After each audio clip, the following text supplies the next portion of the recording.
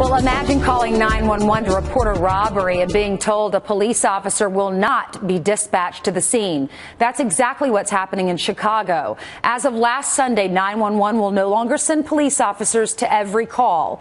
Criminal defense attorney and Fox News contributor Arthur Aidala has more to weigh in on all of this. Arthur, let's take a look at some of these emergency calls where the officers will not respond in Chicago. Here they are on your screen. You have car theft, robbery, garage burglaries, vandalism, check fraud, lewd or obscene phone calls, and then threatening phone calls when there is no immediate danger.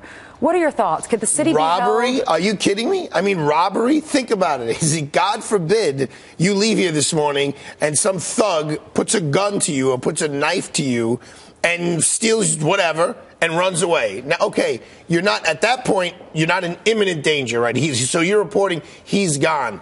Think about your emotional, physical state. And what if there's a witness, calls 911, they say there's a robbery, cops don't show up, and then something does go wrong? The criminal does pull the trigger. Who's at fault there? Could the city be held responsible? Wow. It's early in the morning, Ainsley. I mean, that's fact, I don't things know, law can school. go No, wrong. yes. You know, it's not so black and white. I understand that there's the budgetary concerns here, and if it's a lewd phone call, so if you're home and you get a lewd phone call and that you reported, that's one thing. But if your house gets burglarized, and again, they're saying these are cases where the danger is supposedly gone. But think about it. You come in, it's the most personal intrusion. Your stuff is everywhere. You want a professional, experienced law enforcement officer that you pay taxes for to be there, to take fingerprints, to look at what's going on, to find any clues. Was it forced entry, or was it somebody who has the key to your house? Was it maybe a cleaning lady, gave it to somebody else? You want them to start solving the crimes, not be sitting, hello, yeah, 911, yeah, okay, I'm just going to take a report. Right. I'm just going to take a report? You just got robbed? Your house just got burglarized? I'm just going to take a report? Come on. What message does this send to the burglar? Because if they don't think the cops are coming. Correct. So the alarm is ringing, the burglar alarm is ringing, like, there's no big deal. They're just going to take a report. Let me go through and find the china cabinet. Let me find where she hides her jewelry. Now, I want you to react to this, because the police department's argument says this opens up the officers to cover the more serious crimes.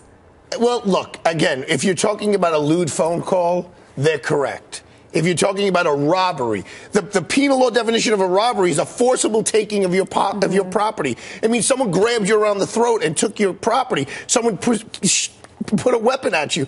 That's something a live human police officer should be there. If someone broke into your garage and stole your collection of baseball cards and someone else's, God forbid, there's an attempted sexual assault, yes, obviously we want the police there. But the police should be everywhere. This reminds me of New York City in the mid-'80s where we didn't have money and we just cut off the cops. That's not good. And in a city where crime continuously goes up, Chicago is known to be a more of a dangerous city. Shouldn't they hire more cops? Absolutely. Look, that's what saved New York City in the very late 80s and the early 90s when David Dinkins was leaving and Rudy Giuliani came in. They did it just like we did in Iraq with the surge. We did a surge here in New York City, put more cops on the street, more visibility, more cop cars. It worked. Period. Amen. It worked. New York went from being one of the most dangerous cities to one of the safest big cities in the United States of America. We're proud to be here. Thanks so much, Arthur. Thank you. All right, it is